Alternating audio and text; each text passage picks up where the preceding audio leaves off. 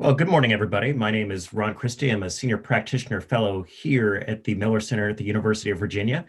And I'm really honored to have this opportunity to speak with you and to speak with our distinguished panel this morning about the future and the direction of conservatism post the 2020 election.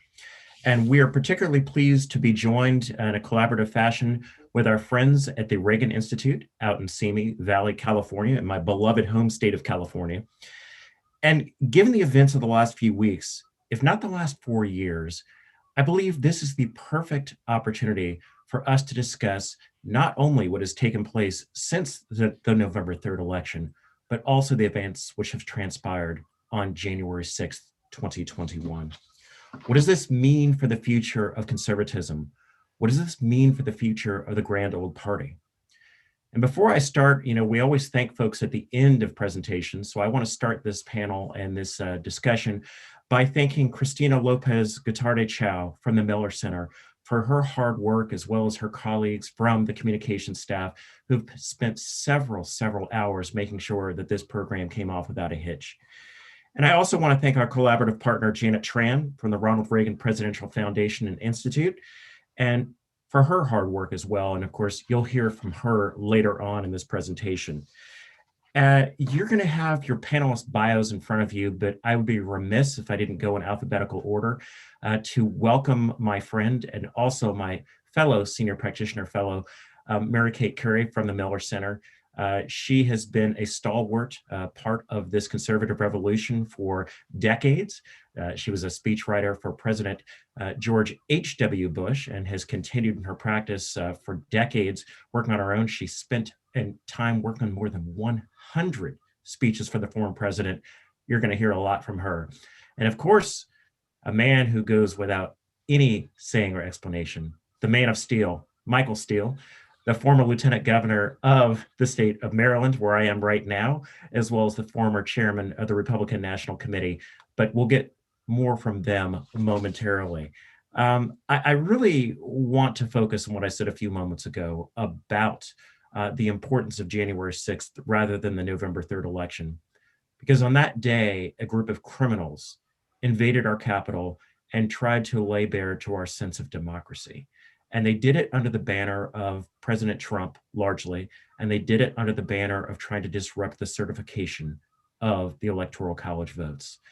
Many members and staff were put in grave jeopardy, and now as we sit and assess what happened that day, there are many who say this is the fault of the GOP, or this is the fault of the conservative movement, and we want to talk about that. There are many who bear responsibility for this tragic day, who came to Washington intent on inciting violence. And I do agree with the now minority leader of the United States Senate, Mitch McConnell, when he said a lot of the moral responsibility of this lays at the feet of the 45th president of the United States. But that being said, what does the future of the conservative movement look like? What is it that we are still the party of Lincoln? Is it that we are still the party of Ronald Reagan? Or is it that we're the party of the Lincoln Project? And so I'm going to now turn it over to my colleagues and my friends. And I really wish that we could be with all of you in person, be it in Charlottesville or be it in Simi Valley. But given what's going on in the world, we are beaming into you safe and hopefully sound in your homes or your offices where you are warm and healthy and happy. And so with that, I'm going to turn it over to Mary Kate for her opening comments and thoughts about where we are as a conservative movement, and then turn it over, of course, to Michael Steele. And the best part of this, having known both of these panelists, my dear friends, for many, many years, I get the feeling that we're going to be sitting in a living room having a conversation rather than sitting on a Zoom in an imperfect and sort of sterile environment talking about where we are. Mary Kate, it's good to see you this morning. I turn it over to you. Great to see you, Ron, and thanks for having me, and great to be on with you, Michael. And I'm looking forward to. I'm going to keep my remarks brief so we can have more of a conversation. Like you're saying, I'd much rather be in a living room than pontificating on Zoom. So hopefully we'll get to that quickly. So I was going to start by saying, there's good news and there's bad news for the conservative movement. The good news is we picked up a good number of seats in the House. We held half the Senate. The number of state legislative seats picked up by Republicans was up. We still hold a majority of governorships. And really the animating question is how to cement blue collar voters while regaining the suburbs, just in that political sense. The bad news is that blue America is really ascendant everywhere, as Jim Vandehei at Politico puts it. Big tech, big media, Hollywood, sports, you name it. It is very, very discouraging to be a conservative these days. And probably most discouraging is what you've touched on, Ron, is that while no one, absolutely no one, condones what happened on January 6th, it was deeply, deeply disturbing. I never want to see that happen in my hometown again. I'm born and raised in DC. We can never let it happen again. But you cannot paint the 74 million people who voted for Trump as supporters or enablers of what happened. 74 million people did not riot. A few thousand did, and we cannot lump them all together as many are trying to do. My view is that a small minority of conservatives loved the way Donald Trump spoke and behaved the last 4 years. The rest of us did not. And there were some who voted for him in spite of that for two reasons. One was out of fear for what the left was saying they were going to do in terms of the economy, hot button social issues, the rule of law in our major cities, but also out of support for some of Trump's policies. And if you look back, Trump's most popular achievements over the last 4 years were the ones that were pretty much conservative: the tax cuts, the regulatory rollback, strong military, secure borders, recognition of what a threat China poses to us, originalist judges, respect for life, religious liberty. It's a pretty good list. And I believe there are more Americans who believe in faith and family and personal responsibility and patriotism and the rule of law and free markets than there are people who don't. And so there's also many, many people who are very tired of personality-driven politics and want to get back to the policies that help them rebuild their small businesses after COVID, get their kids back in school, be able to go back to church, move forward. They really don't care what Donald Trump or Marjorie Taylor Greene said this weekend, unless they, work over at MSNBC or something like that. In the big picture, I think the GOP needs to continue recruiting more women, minorities, and young voters as candidates. I think that was one of the reasons we did so well in some of those down ballot races I mentioned this fall. We've got to disavow QAnon and the Proud Boys from the top. The Republican National Committee should be disavowing them at every turn, but they should also be contrasting conservative policies and principles with what the Democrats are proposing at every turn. My former boss, George H.W. Bush, often said it was just as important to say what you stand for as what you stand against. And I think that's great advice to the GOP. You mentioned going back to reminding people that we're the party of Lincoln. And I think that's absolutely true, whether we're talking about infrastructure, entitlements, a coherent tax code again, small government, less regulation, and defense and intelligence policies that meet our opponents on a level playing field. With this agenda, I think a 2024 leader, which we can talk about who we think that might be, could bring together traditional Republicans and working class Trump supporters. It's doable, but it's not easy. One of my favorite lines from my old boss, President Bush 41, nobody said this would be easy and nobody was right. So I think he got that one right. We need a strong message and a persuasive messenger, and we don't have either one of those right now. There is an opportunity, I think, for a third party to do that. There's been a lot of news on that front, but more on that in a minute. I'd rather hear what Michael Steele has to say, and we can talk about all the things that could happen going forward. Thank you, Mary Kate, very much. I want to hear what Michael Steele has to say as well. Let me just say this, ladies and gentlemen, those of you who are watching around the country and around the world, if you have a question for the panelists or if you have a question for this discussion, please use the Q&A box that you see at the bottom of your screen and go on and submit your question so that we can make sure that we can come to you as quickly as possible. And now, without further ado, the broadcaster, the politician, the governor, the man of steel. Michael, the floor is yours, my man. Thank you, Ron, very much. It's so great to be here with the crew at the Miller Center. Thank you so much for the invitation. Mary Kate, it's so good to see you. Native Yeah. Washingtonian, there's so few of us. I love it. I love it. It's such a real pleasure. There's a lot that I agree with Mary Kate on, and unfortunately, there's a lot that I disagree with as well. I have a slightly different take on the last 5 years of republicanism / conservatism. And it cuts to the fact that it is a reflection of a much broader and longer discussion that the party has not had. Our party, quite honestly, began to teeter the moment Ronald Reagan stepped off that stage in 1989. And George Bush 41, who I just absolutely admired, brought a different sensibility to the conversation. With his 1,000 points of lights, the way he looked at governing, where we talked about sort of a softer touch for the party, which I thought was an important transition to make. There was beginning even then a resistance to that.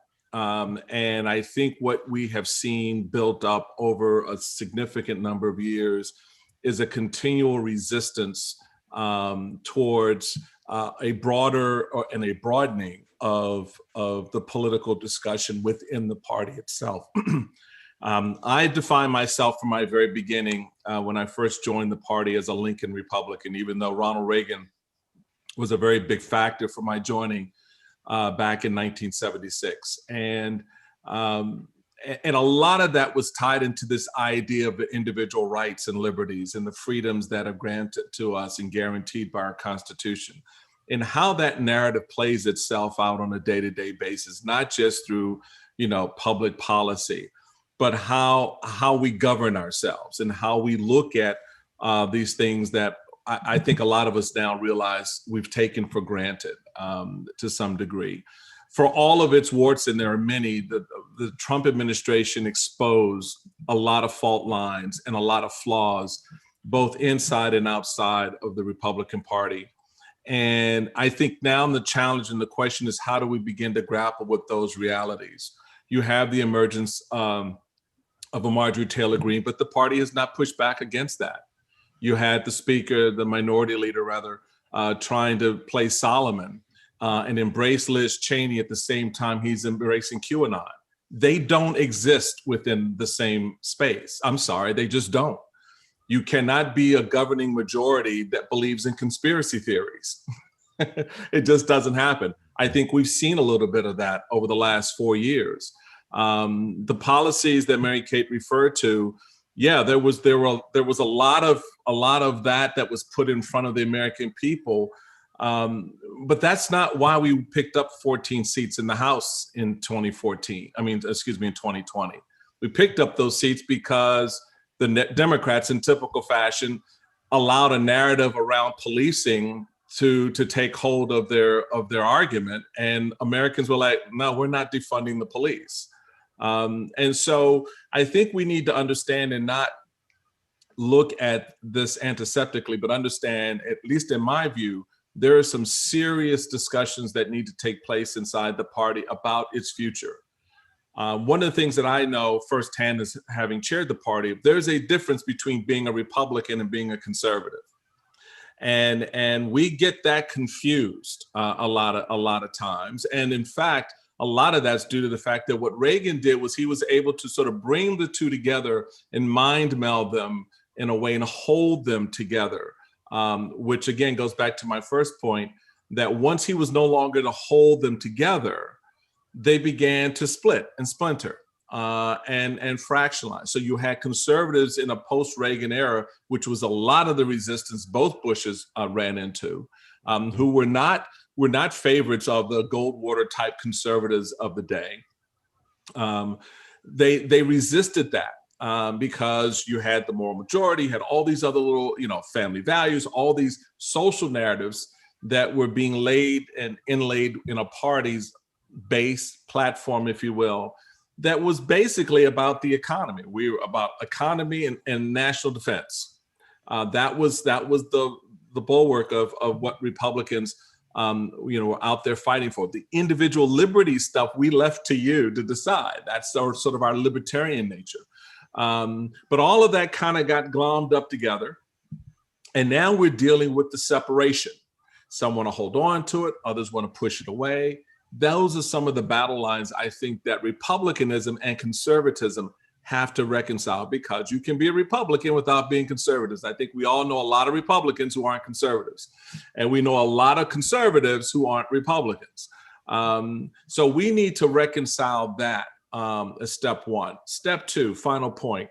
In the process of doing that, you need to, in my estimation, remove all stains related to Trumpism. I agree with Mary Kate. You cannot lay at the feet of 74 million people Trump and Trumpism. You need to understand why those 74 million people voted for Trump. You need to understand why the number increased from 2016 to 2020 in the number of people that supported Trump. It's not as clear cut as one would think, and it's not as ugly and dangerous as others may think as well. And I think that's really going to be important in sort of unwinding a lot of what we've seen occur over the last few years. One of the true problems and challenges the party's going to face is, how do you clean up your narrative with the American people when you've been identified with certain policies, children in cages, for example, and certain attitudes, define people on both sides, that then when you're looking at these communities as the country's demographically changing, how are you making the case for republicanism? I'm not going to brand it as conservative. I'm not going to brand it as liberal. I'm not going to brand it as republicanism. This idea of a limited space for government to act because we trust people more than we trust institutions, right? A strong national defense because that's guaranteed and that's required in our Constitution, if nothing else. That's what the whole fight was about from the very beginning, right? And of course, those individual liberties and rights that we have under this Constitution to access the ballot box, to run our businesses, raise our families, all of those things.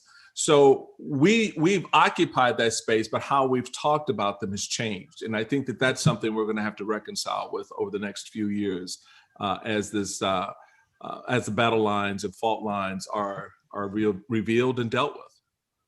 Michael, thank you very much. And you and Mary Kate have certainly given us a lot to talk about and a lot to unpack. And I think what I'd like to do with the two of you is ask you, how is it that we got to the point that Donald Trump beat 16 other, what you would call establishment candidates to take over the party? And since his defeat in November, what does it mean for the conservatives and the GOP moving forward? Was this a blip? Or is Trumpism something that's here to stay? And Mary Kate, let's start with you. So I did a little research, and when Michael joined the Lincoln Project, he wrote this op-ed explaining his decision, and it was very principled. And the things that he said, I think, go directly to this question, and I agree with him. The first thing he said was overarching that you believe, Michael, that conservative principles, individual initiative, and the free enterprise system are the best ways to help people achieve the American dream. Completely agree with that. You were looking back on the 2000 election cycle, and you were saying that you had inherited a deeply divided party, just like you were talking about. The Reagan coalition was starting to splinter, and you felt that the base rightly felt ignored by a party establishment indifferent to its concerns, was the way you put it. I think that's what Donald Trump was talking about when he talked about the forgotten people in his inaugural address. And by emphasizing unity and positive opportunity and things like that, you were able to bring the Republican Party to a good place and thriving politically. Now, but you say what's happened now is that many inside and outside, I'll read you the quote, many inside and outside the GOP fail to grasp now is that our lack of standing with the American people is not the fault of our ideals or the principles we espouse, which you and I just agreed on, but rather due to our failure to stand up against the arrogance of power and the erosion of our principles. And so I would argue that the person who pointed that out about the arrogance of power and not standing up to it was Donald Trump when he said, drain the swamp. And the erosion of our principles is when he was saying, make America great again. And I think in that sense, those two thoughts, those two forces are what caused so many people to not vote for Jeb Bush and Marco Rubio and all those guys, and instead went for Trump in 2016.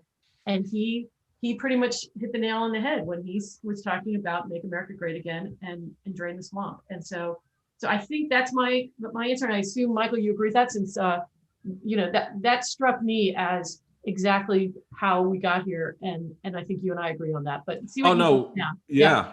We absolutely do. We absolutely agree on that. And it has been one of the more frustrating things for me. I've written a number of op-eds going back even before that one, 5 or 6 years beforehand. And certainly having witnessed firsthand as national chairman with the emergence of the Tea Party on my watch within the first few months of my taking the chairmanship.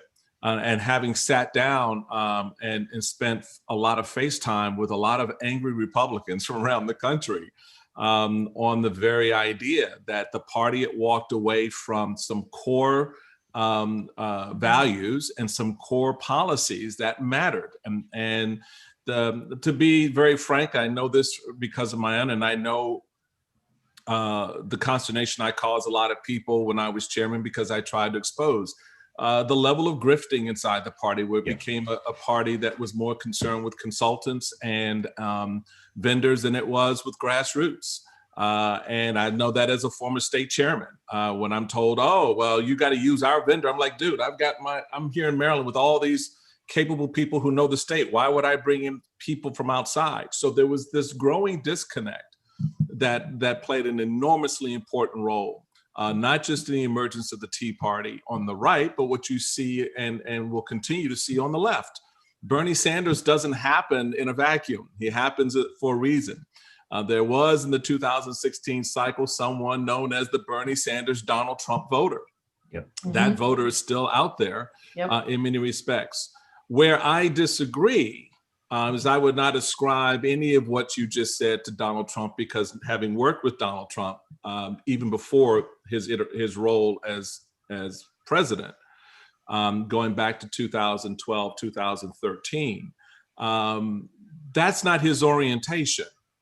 That's branding. That's what a showman does. He sees what people respond to, and that's what he sells. Donald Trump is not a Republican. Donald Trump is not a conservative. I know that because I had the conversation with him in 2013 when he was thinking about, what should I be a Republican? And so the reality of it is, for me, for someone like me, it matters that the titular head of the party buys into our value set and doesn't exploit our value set and doesn't use it. What annoyed me about 2016 was watching 15 other individuals on that stage unable to deal with the guy who wasn't from their neighborhood.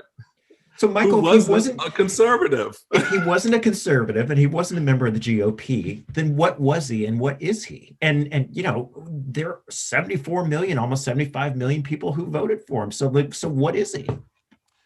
I think I look at it this way. I saw Donald Trump then, and I still see him now as an avatar for a lot of the stuff that Mary Kate already put on the table. A lot of the frustrations, yes, but also a lot of the hope that people have.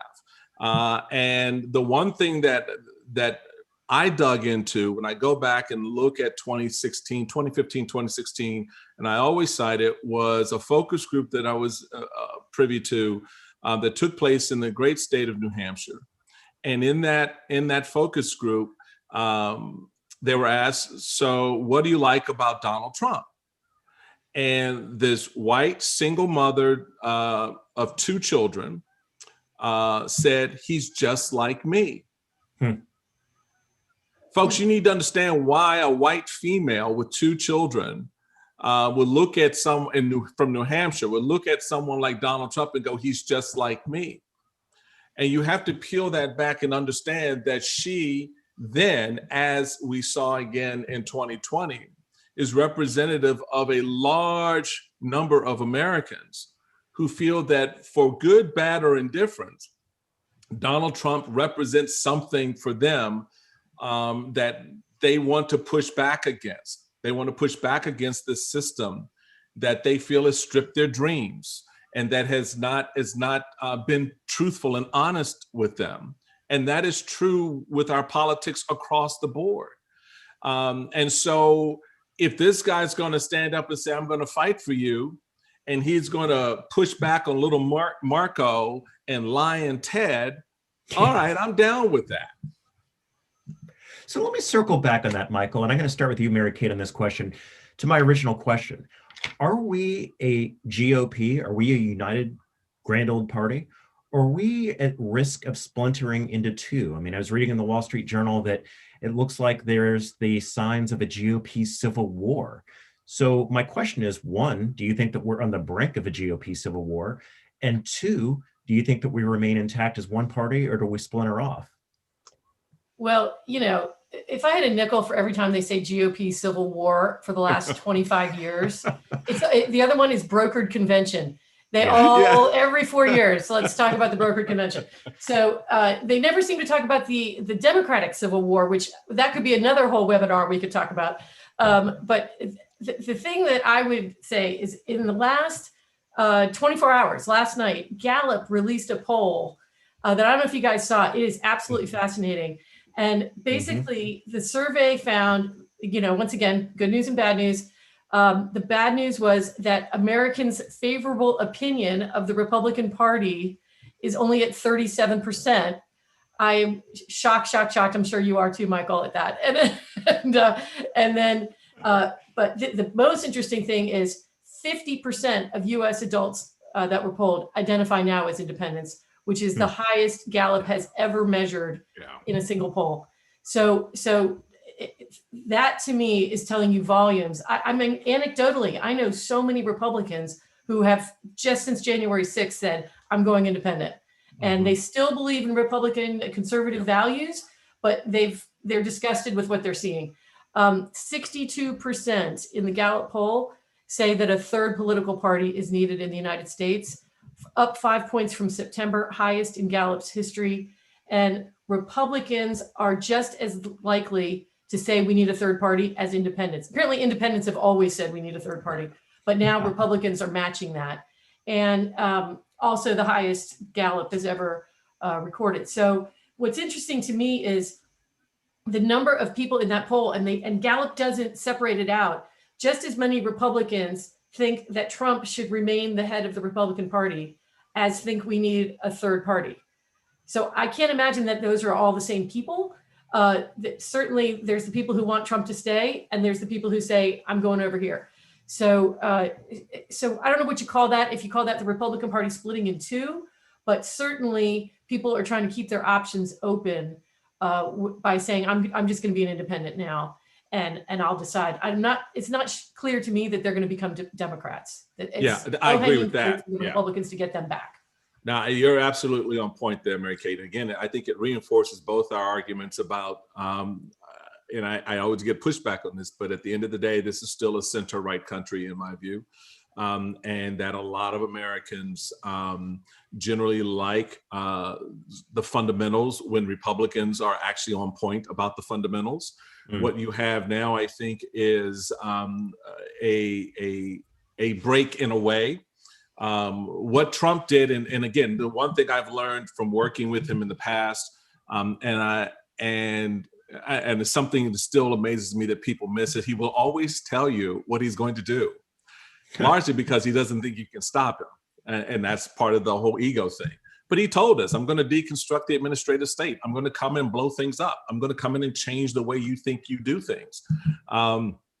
And people like that when a system has become, a political system has become moribund, disconnected, and unwieldy in the sense that they overrun my desires and my interests for their own.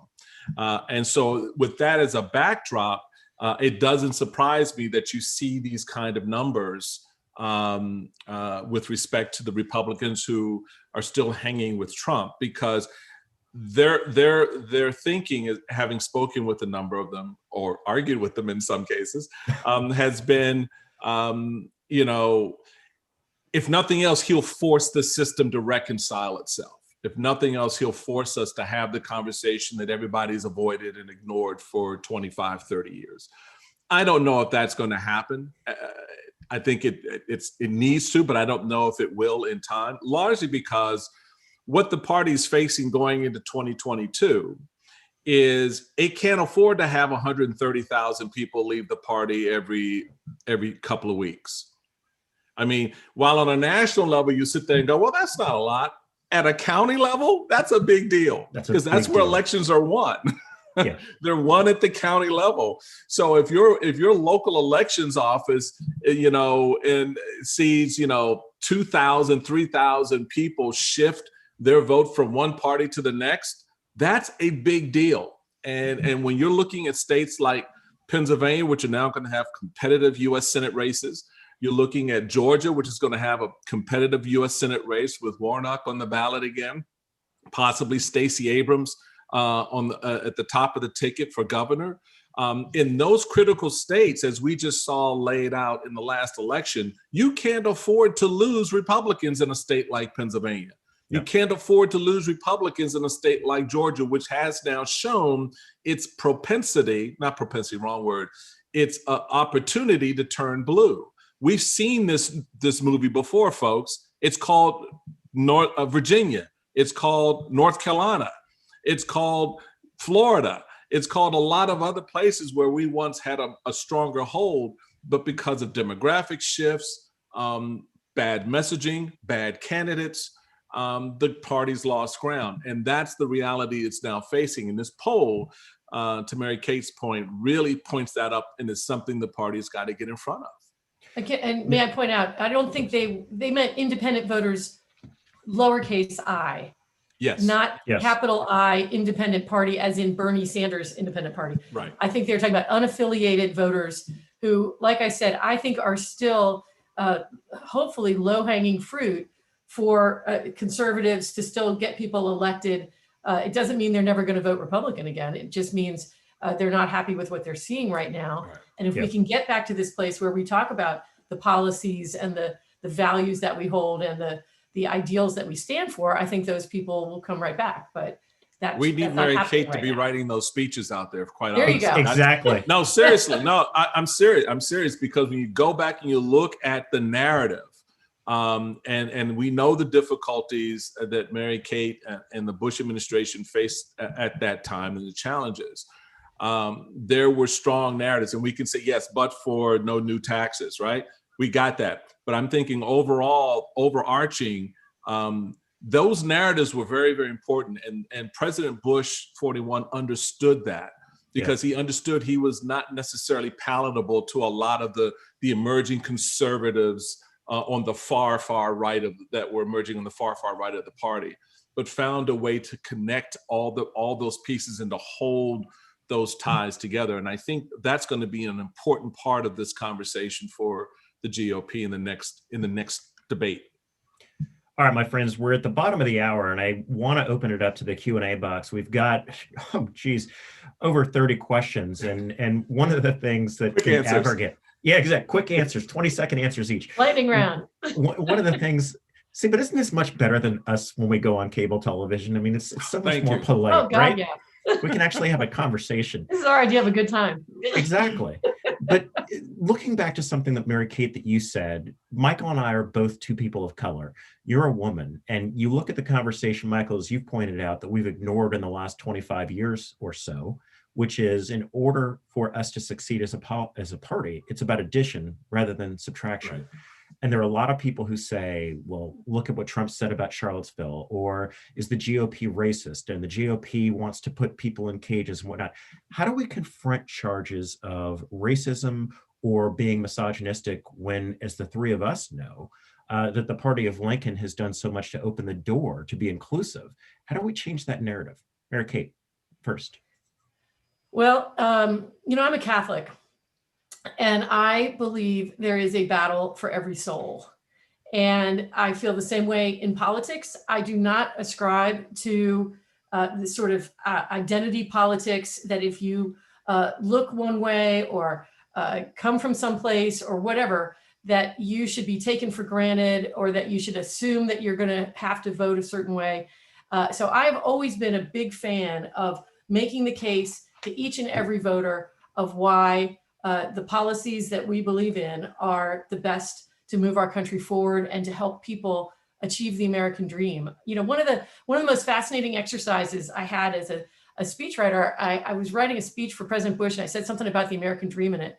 And he circled it and sent it back and said, "How are you defining the American dream?" And we had this really interesting debate in our office because some people identify the American dream as the ability to go to college, to start their own business, to own their own home.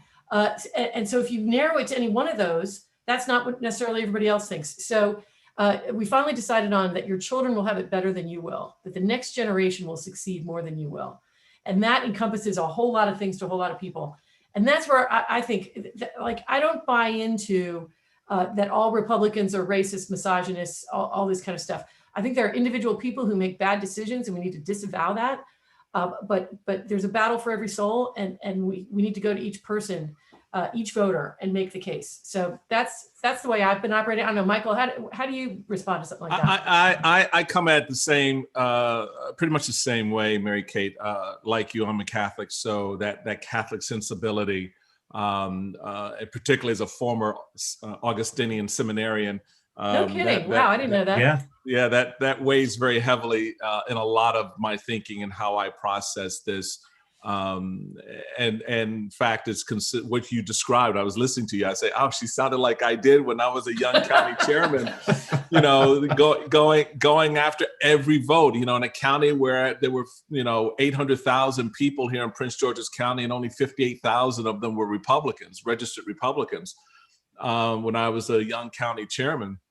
Yet we had success.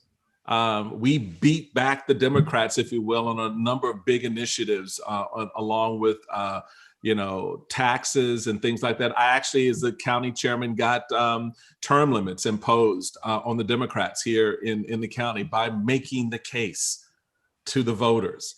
And yeah, I was the Republican, and everyone hated Newt Gingrich back in the day, and they would slam doors. But I was consistent and persistent in bringing forward the value of the proposition, why this idea, this policy was important. We have gotten away from that. And so we've made it harder on ourselves. I'm sorry, if you do not disavow the Proud Boys and you tell them to stand by, that's a problem in my neighborhood. If you call women pigs and particularly are seen to go after Black women journalists in a particularly nasty way, that's going to be a problem for women and for African Americans. And the fact that we have not, to this day, with any definition or clarity, disavowed and moved the party away from white nationalism, to me is a problem. And I can't go to the Starbucks across the street from my house and sit down at the table and have a conversation about why people should join the GOP. And they look at me, "Oh, really?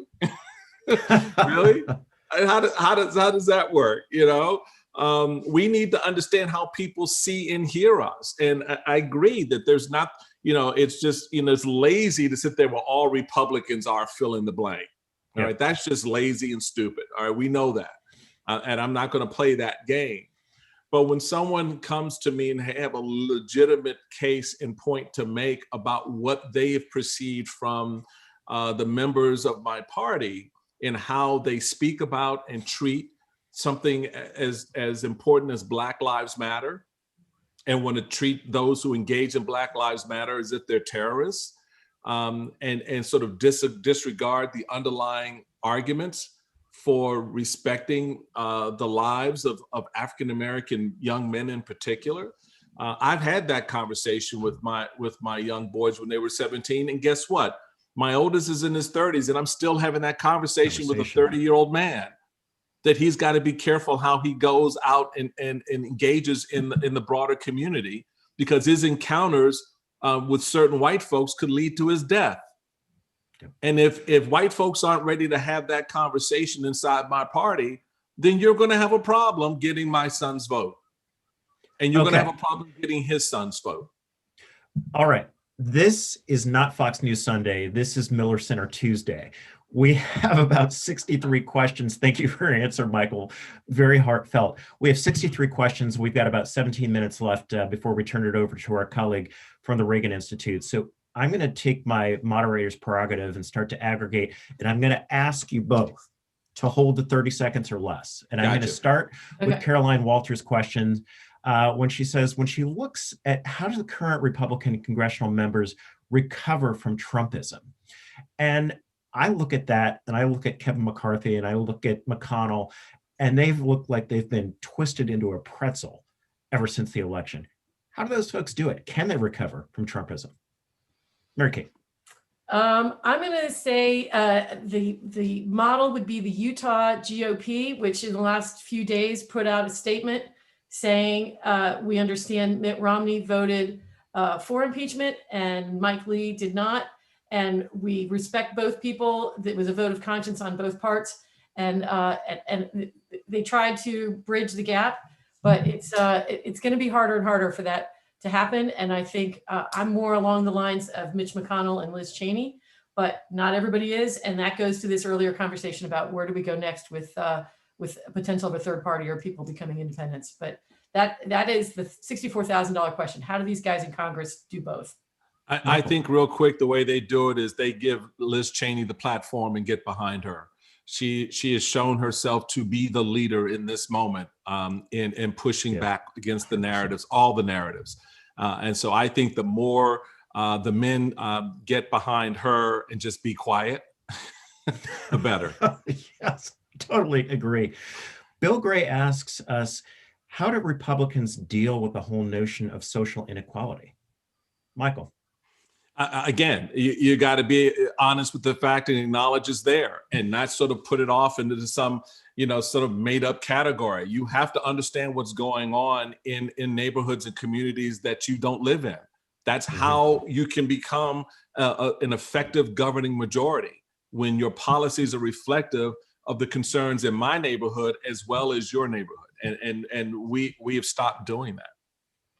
I would say this is tied to the previous question, which is this is the way forward, is these policies that increase social mobility. This is what Republicans have always stood for, free enterprise, less government. The bigger the government is getting, the more people distrust it. And government cannot solve all the problems. There are so many great ways to increase social mobility, economic mobility, through small businesses and great American innovation. And that's the way forward. And the Democrats are not interested in that. They are interested in more and bigger government handouts to try and fix every problem. And the Republicans have a great case to make on that. Peter Van Acker asks us, and Mary Kate, I'm going to stick with you. Republicans across the spectrum have denied the legitimacy of the election. Do you see this as a conservative issue, a Republican issue, or what's your take?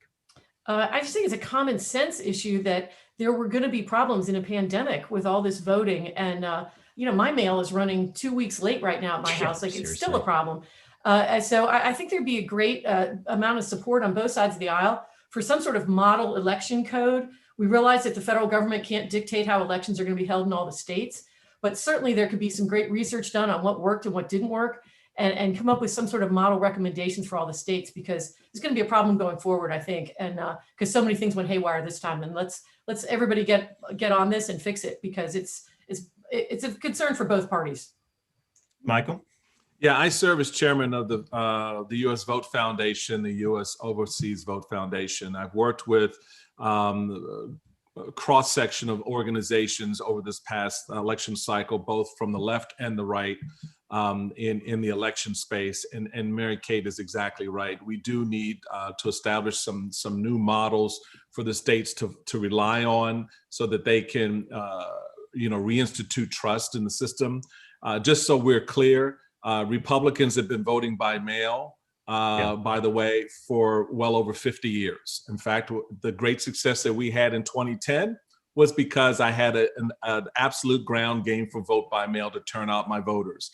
So we need to back off of the disinformation about vote by mail, for example, because it is something that is key to how Republican and Democratic parties are successful at the county level and across the state. So there's a lot of misinformation that needs to get cleaned up, disinformation that needs to get cleaned up, as well as putting in appropriate protocols for going forward.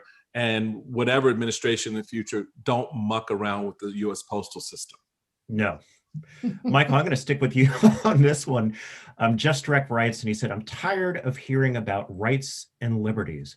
When is someone going to talk about responsibilities? About rights or race? Rights.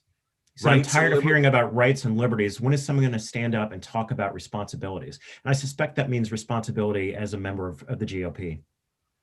Yeah, no, absolutely. They all go hand in hand. I think as you know, as a conservative, I'm all about your responsibilities. But if that means eliminating rights, then we're gonna have to have a conversation.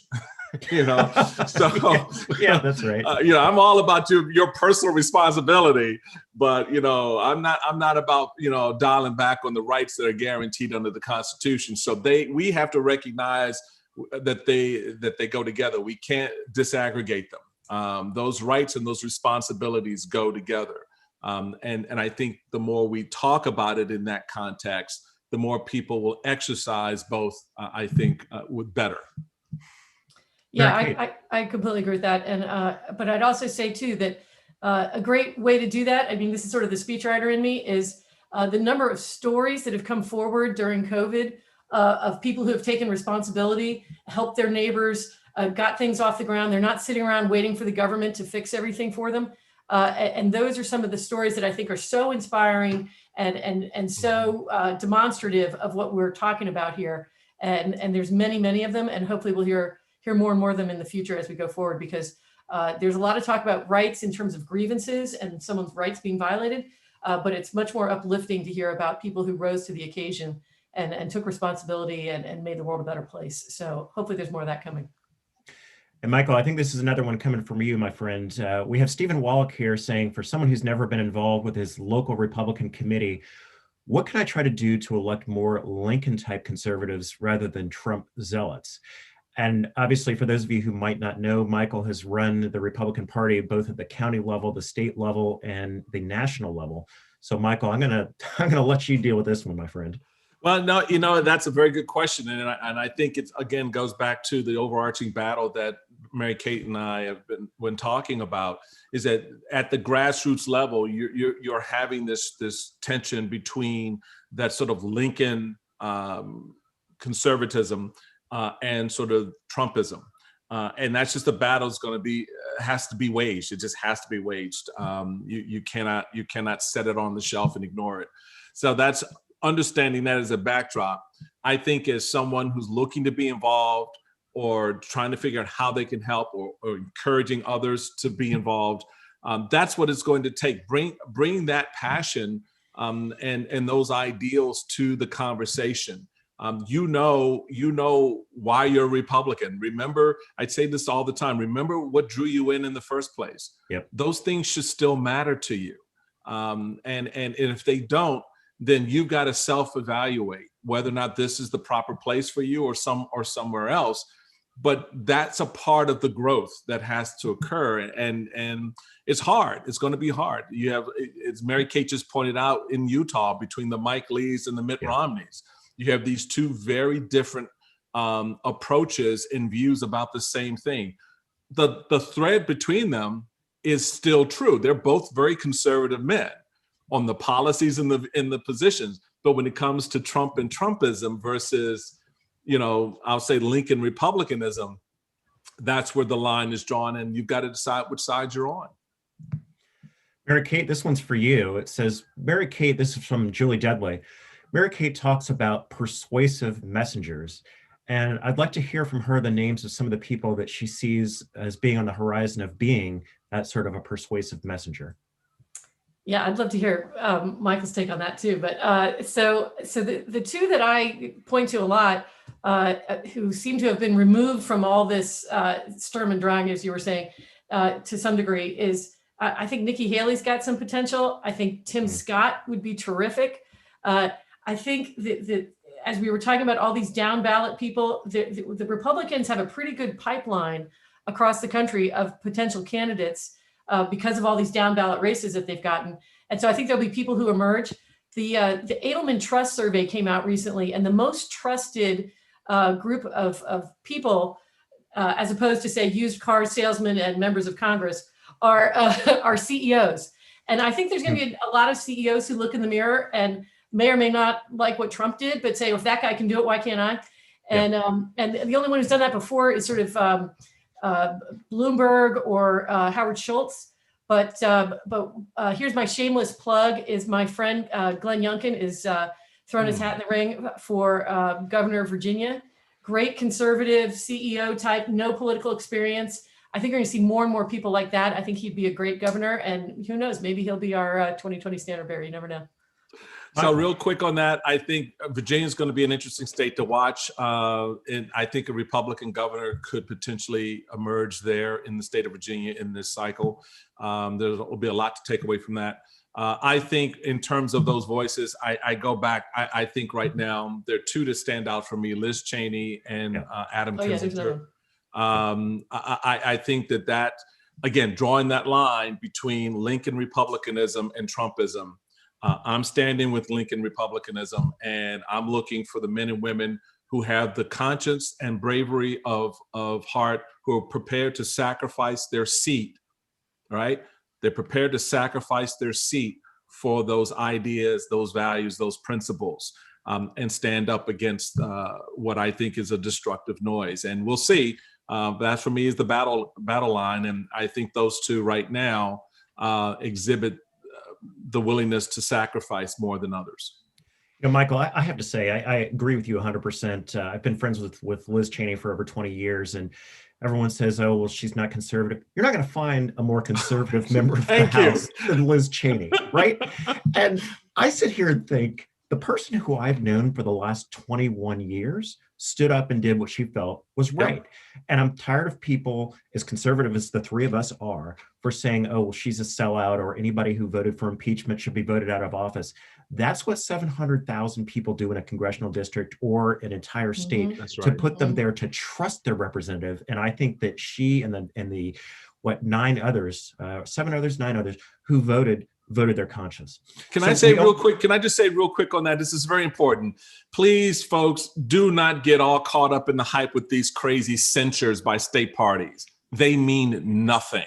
They're not reflective of the broader base of voters in a congressional district. Remember, you're talking about a committee of 100, 200 people in a district of 750,000 voters. Please, censure is a joke. And to your point, it is useless. It is just a political ploy to make noise. It is no stain on these individuals who've been censured by their state parties, because shame on those state parties for not recognizing the value of those individuals to stand on principle. Let me, at this juncture, turn the program back over to you two for a minute and a half each, 90 seconds each, for your reflections. I'll take less. For your reflections of where we are as a party and where we're going moving forward. Mary Kate Carey. So 4 or 5 years ago, I wrote a column in US News called We the Horrified. And it was all about how people like me were not happy with what they were seeing on either side of the aisle. And I talked a lot about the things we just talked about today, the shared values, the path forward in a center-right nation, and how to bring people together. I thought there'd be a tremendous amount of support for a party that did something like that, whether it was a Republican Party or elsewhere. And I think that there are good-hearted people in this country who want to support a Main Street agenda that's not Wall Street. It's not the elites in Hollywood.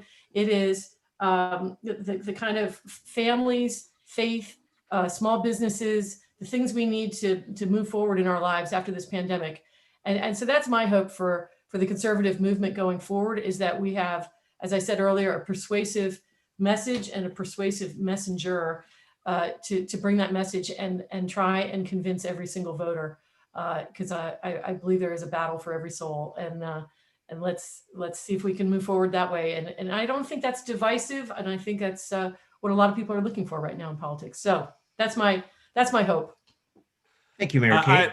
I agree with that hope. Yep. Ascribe to it, and I think that with that hope, hopefully it animates us to get it right. We have a lot of work ahead of us. We have a lot of things that we need to figure out about what republicanism is, what conservatism is in the 21st century, and be prepared to have that discussion, because the country needs the viability of the Republican Party, and whether that remains inside this particular institution or morphs into something else remains to be seen. But let's have that discussion.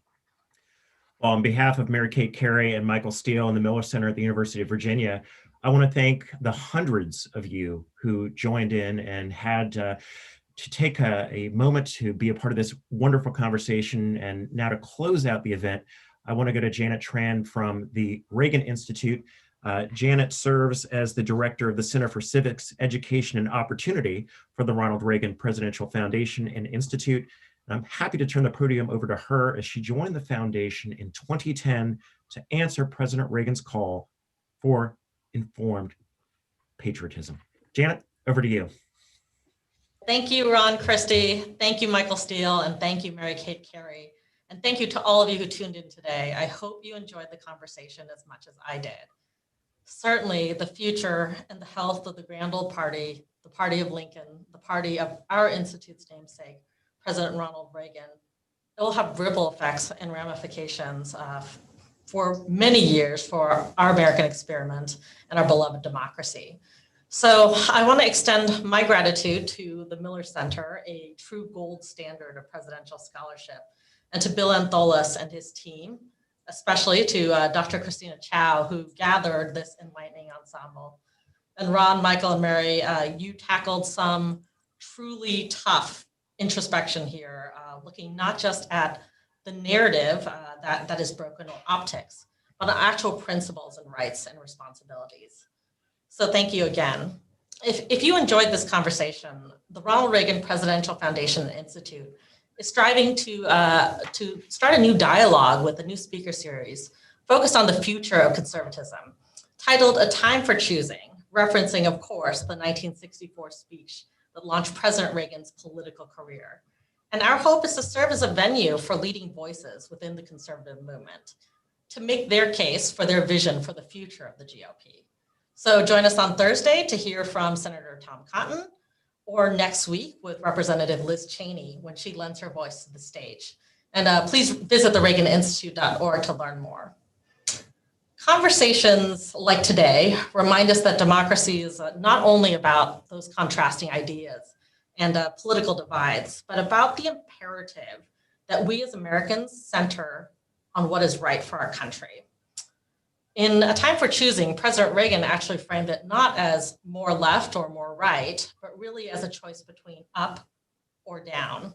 And through thoughtful discourse, we can choose to look at the horizon line collectively towards that shining city on the hill. So thank you again for joining us. Thanks to the Miller Center, and on behalf of the Ronald Reagan Institute, thank you for being part of the conversation. Well, Janet, thank you once again. We really enjoyed this collaborative relationship with you on this project, and we certainly look forward to many, many more in the days to come as we look at what it means to be a democracy here in America in 2021 and beyond. So on behalf of the Miller Center, on behalf of the Reagan Institute, this is Ron Christie saying so long for now, but please come back to the Miller Center and the Reagan Institute for more educational programming as we look at the challenges that we confront in the days ahead. Thank you, Michael Steele. Thank you, Mary Kate. Thanks for having us. Thank you.